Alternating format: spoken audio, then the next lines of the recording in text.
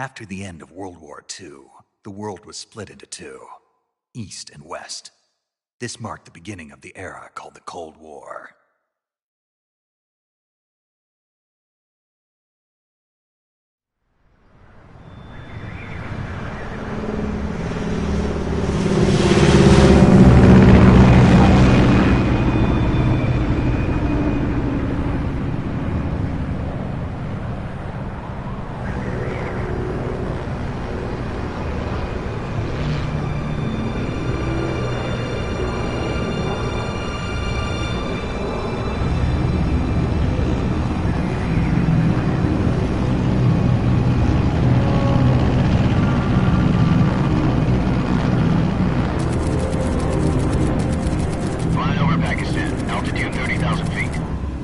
Soviet airspace. 20 minutes to drop off. Commencing internal depressurization. Equipment check. Arm main parachute. All right. You ready to go? Drop zone still showing a high pressure mass. Cav okay. Good. We've got high visibility.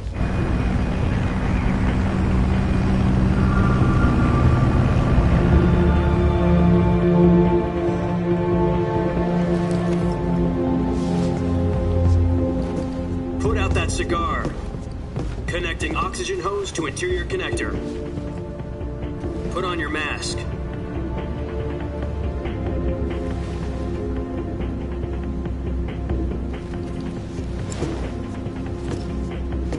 Does this panty waste know what he's doing? Approaching release point. 10 minutes to drop off. Hey, are you deaf? He said put out the cigar and put on your mask.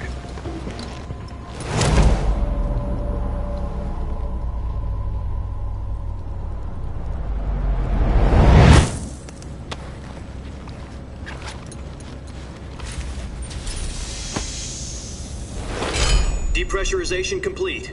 Checking oxygen supply. 6 minutes to drop off. Opening rear hatch.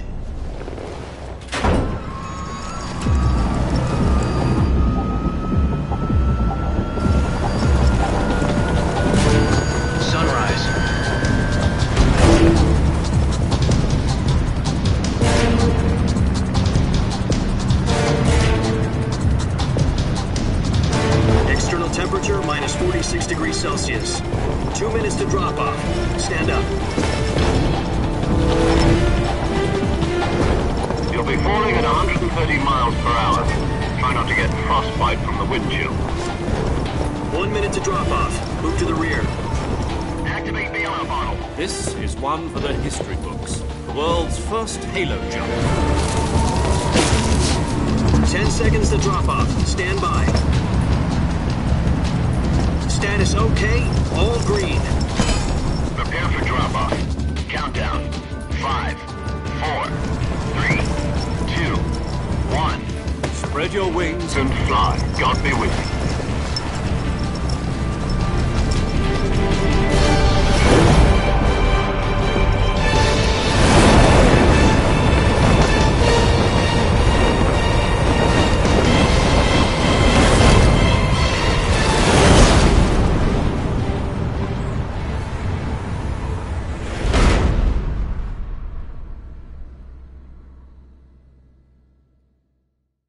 Jack, I've got some important news.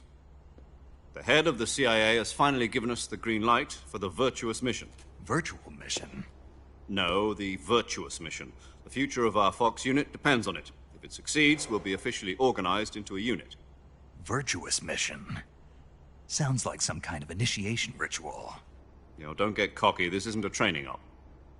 Right. So what exactly is this wonderful mission? Well, about 2 years ago, a certain Soviet scientist requested asylum in the West through one of our moles. His name is Nikolai Stepanovich Sokolov.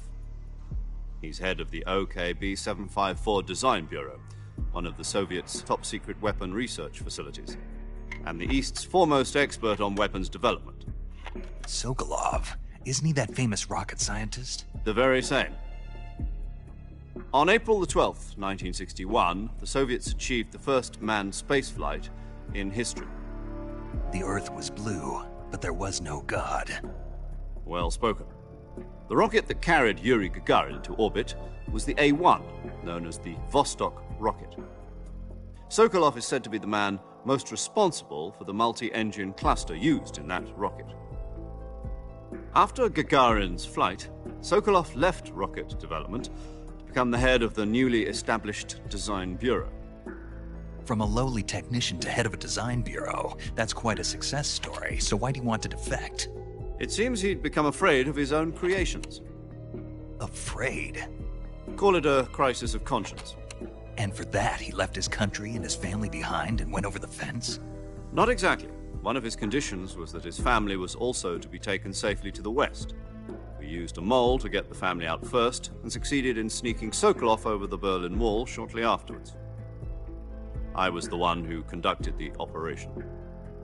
The security on the eastern side was still full of holes back then. Then what? We got Sokolov over in one piece, but the whole ordeal had left him exhausted, and we checked him into a hospital in West Berlin. It took him 2 weeks and more than 600 miles to get from the research facility in the Soviet Union to Berlin. He was in no condition to say anything coherent. And it was only a week later that we had something much bigger on our hands. The Cuban Missile Crisis. October the 16th, 1962, President Kennedy received word that the Soviets were in the process of deploying intermediate-range ballistic missiles in Cuba. The President demanded that the Soviets dismantle and remove the missiles. At the same time, he announced a naval blockade to prevent further missile shipments from reaching Cuba. But the Soviets didn't back down, instead placing their armed forces on secondary alert. Soviet transport ships carrying missiles continued on course towards Cuba. US and Soviet forces went on alert for an all-out nuclear war. Frantic negotiations were conducted through the UN's Emergency Security Council and unofficial channels to end the hair-trigger standoff. Finally, on October the 28th, the Soviet Union agreed to remove its missiles from Cuba. And so the world avoided a nuclear holocaust. But in order to get the Soviets to pull their missiles out, we had to make a deal. You mean the one where the US agreed to remove its IRBMs from Turkey? No. The Jupiter IRBMs deployed in Turkey were obsolete, and we were going to get rid of them anyway. They had no strategic value whatsoever to either the US or the Russians. The Turkey deal was a ruse, a cover story that was fed to the other intelligence agencies around the world. So what did the Russians really want? Sokolov. They wanted us to return Sokolov. You mean the Soviets pulled out of Cuba just to get their hands on Sokolov? That's right. What the hell was he working on? At the time, we had no idea. We were running out of time. It was either give up Sokolov or risk full-scale nuclear war. In the end, we had no choice. President Kennedy gave in to Khrushchev's demand. The next day, I got Sokolov out of the hospital, handing him over to agents on the eastern side. Sokolov kept on screaming, "Save me," until he disappeared from my sight. Then, a month ago, we received some new information from one of our moles. About Sokolov? Yes. He was taken back to the research facility and forced to continue working on the weapon in question under KGB supervision. What's more, it's on the verge of completion. So what kind of weapon is it? Something to do with space rockets? No, missiles. Same technology. I guess you're right. We don't know the details, but it appears to be a new kind of nuclear device. For half a year now, the Soviets have been conducting frequent nuclear tests at Semipalatinsk. Something to do with the weapon, I assume. We're talking about a secret weapon so big that Khrushchev was ready to pull out of Cuba to get it back. Is Sokolov still in the facility? No. According to our intelligence, he's in Selino-Yarsk, a place in the mountains about 3 miles to the west that's known as the Virgin Cliffs. The Virgin Cliffs. Nice name for a virtuous mission. They moved him there just recently. Why? Apparently, they're conducting a field test of the weapon, but it's our best chance to get him back. This mission would never have been possible if he was still in the research facility. This is our last chance. Sokolov must have known that too when he contacted us.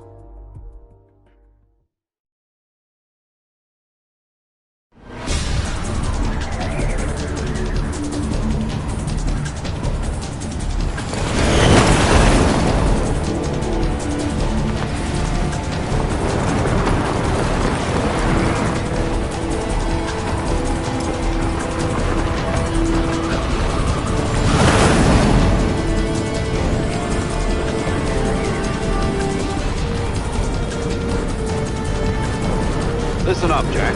Your mission is to infiltrate Selino-Yarsk in the Soviet mountains, ensure the safety of Sokolov, and bring him back to the West.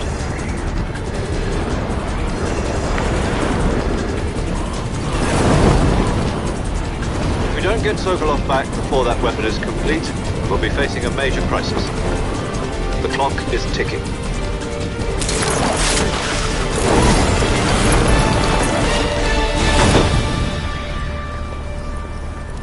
Once we've confirmed the rescue of Sokolov, stand by at the recovery point. A recovery balloon will be dropped at that point. Helium will be pumped into the balloon to inflate it. The process takes about 20 minutes. Once it's complete, the gunship's arm will latch onto the balloon and pull it up. The Fulton surface-to-air recovery system. I'm familiar with the theory. Take it easy. It's been combat-proven. Do you think Sokolov is up to it? The shock will be less than during a parachute jump, and the arm can handle up to 500 pounds. So you're planning on going over the border in a single combat Talon? She's equipped with two 6-barrel 20mm Vulcan cannons, as well as two 40mm machine guns. Sounds like she could hold her own against a battalion of tanks. Even with the fuel in the reserve tank, we're facing a 4-hour time limit. If all goes well, it shouldn't take more than a few hours. Home in time for dinner. But if anything goes wrong, you'll be eating dinner, breakfast, and all the rest of your meals in the jungle.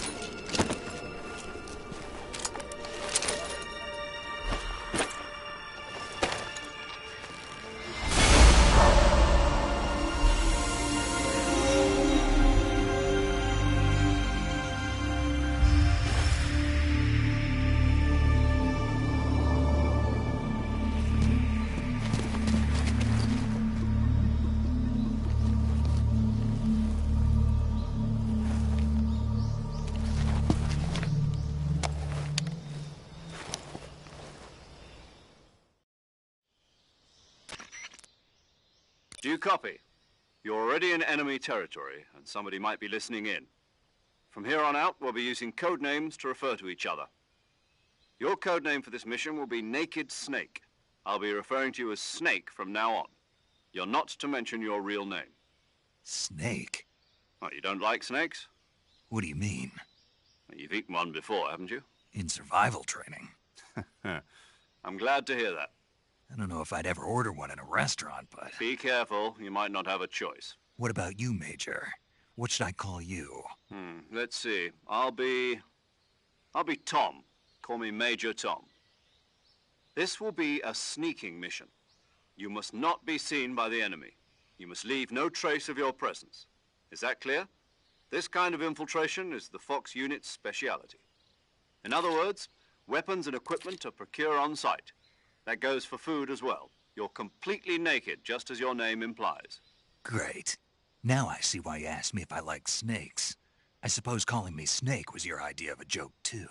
No. There's a good reason for that. I'll tell you later when the time is right. Gotcha. Getting back to the subject, how exactly am I supposed to feed myself? You've been issued a knife and a tranquilizer gun. Use them to hunt for food.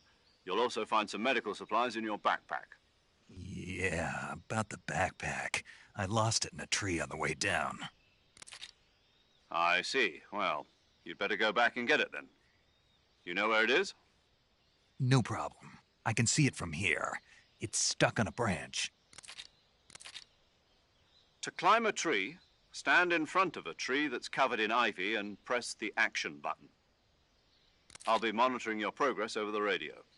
We can't risk violating Soviet airspace, but I'll be in the gunship. My frequency is 140.85. I'll give you a call if I need to talk to you. If you need to talk to me, use the send function. Okay, Snake, go get your backpack.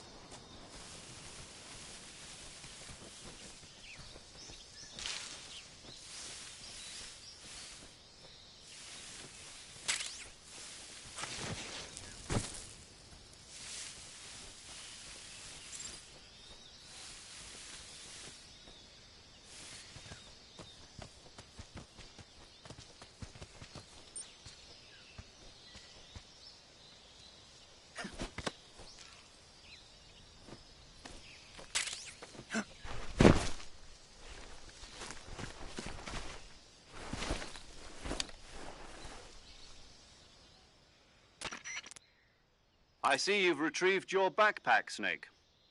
To equip a weapon, it's necessary to take it out of your backpack. In the survival viewer, choose Weapon from the backpack. Your available weapons will be displayed in a list on the screen.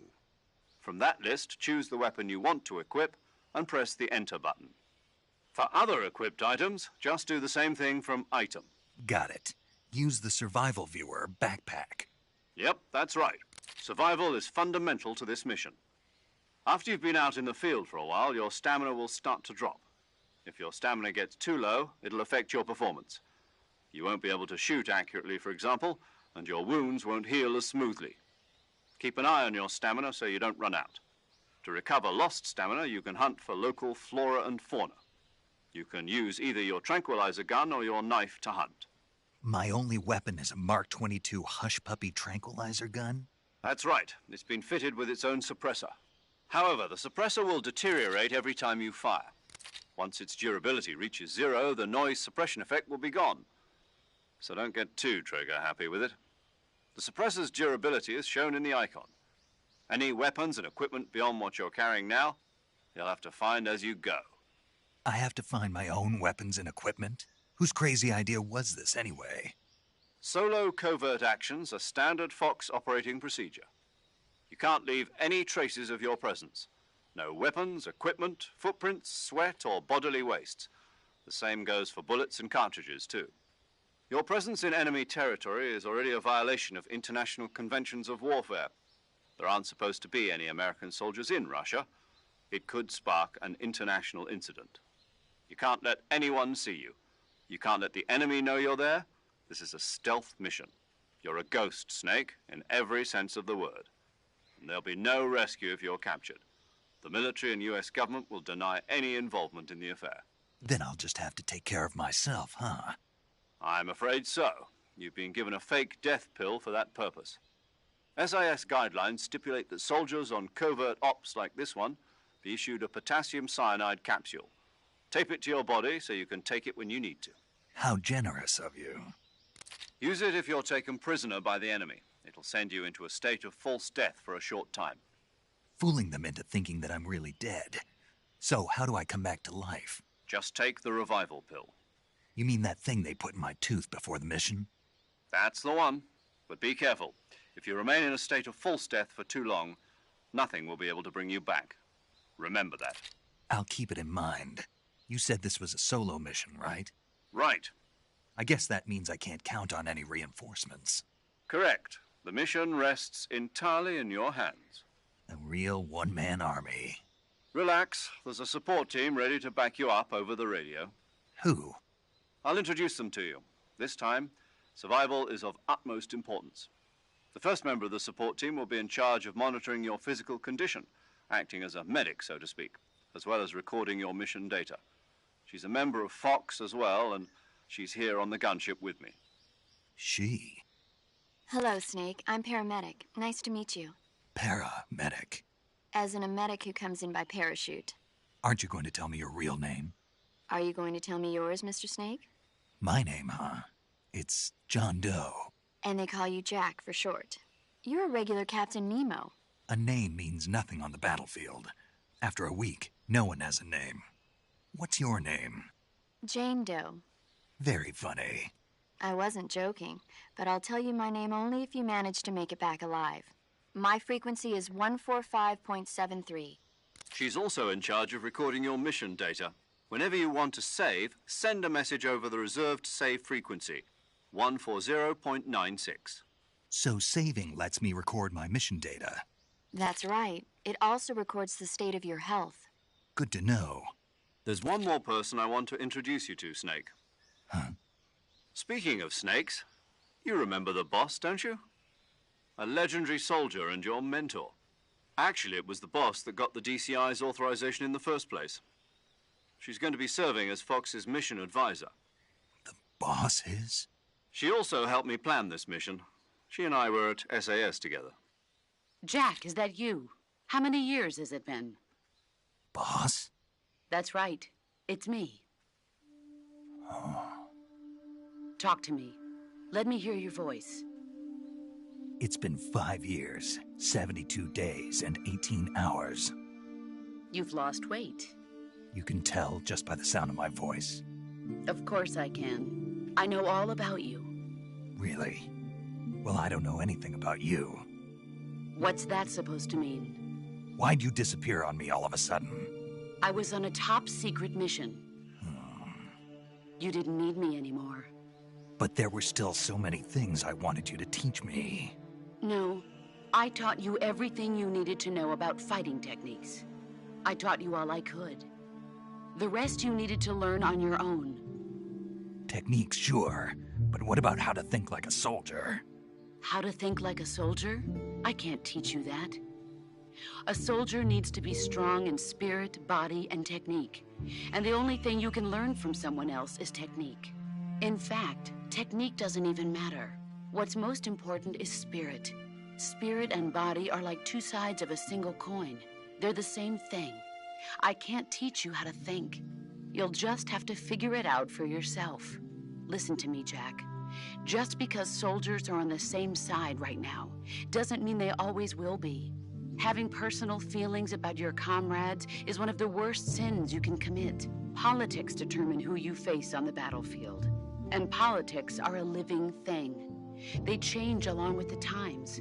Yesterday's good might be tomorrow's evil. Is that why you abandoned me? No, it had nothing to do with you. I already told you, Jack. I was on a top-secret mission. A soldier has to follow whatever orders he's given. It's not his place to question why. But you're looking for a reason to fight. You're a natural-born fighter, but you're not quite a soldier. A soldier is a political tool, nothing more. That's doubly true if he's a career soldier. Right and wrong have no place in his mission. He has no enemies and no friends. Only the mission. You follow the orders you're given. That's what being a soldier is. I do whatever I have to get the job done. I don't think about politics. That's not the same thing. Sooner or later, your conscience is going to bother you. In the end, you have to choose whether you're going to live as a soldier or just another man with a gun. There's a saying in the Orient, loyalty to the end. Do you know what it means? Being patriotic. It means devoting yourself to your country. I follow the president and the top brass. I'm ready to die for them if necessary. The president and the top brass won't be there forever. Once their terms are up, others will take their place. I follow the will of the leader, no matter who's in charge. People aren't the ones who dictate the missions. Then who does? The times. People's values change over time, and so do the leaders of a country. So there's no such thing as an enemy in absolute terms. The enemies we fight are only enemies in relative terms, constantly changing with the times. As long as we have loyalty to the end, there's no point in believing in anything, even in those we love. And that's the way a soldier's supposed to think? The only thing we can believe in with absolute certainty is the mission, Jack. All right. But do me a favor. What is it? Call me Snake. Snake. Oh, right. Your code name is Snake. It suits you well. That's right. The legendary unit that the boss put together during World War II was a snake.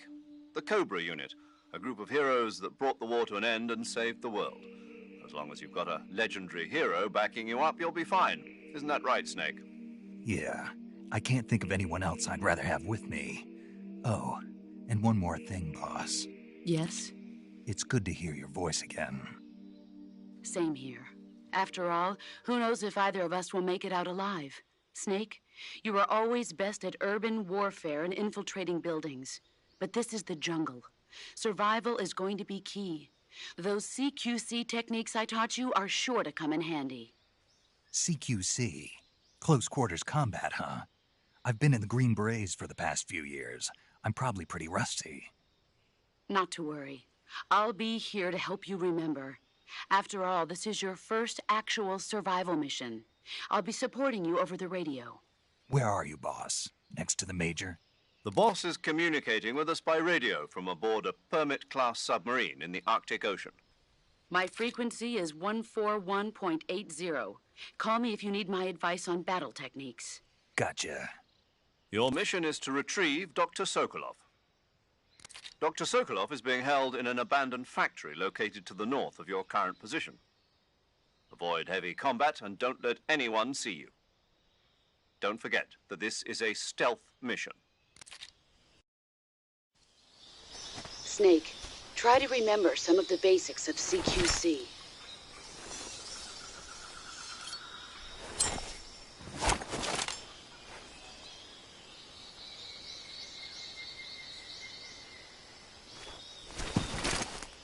Commencing virtuous mission now.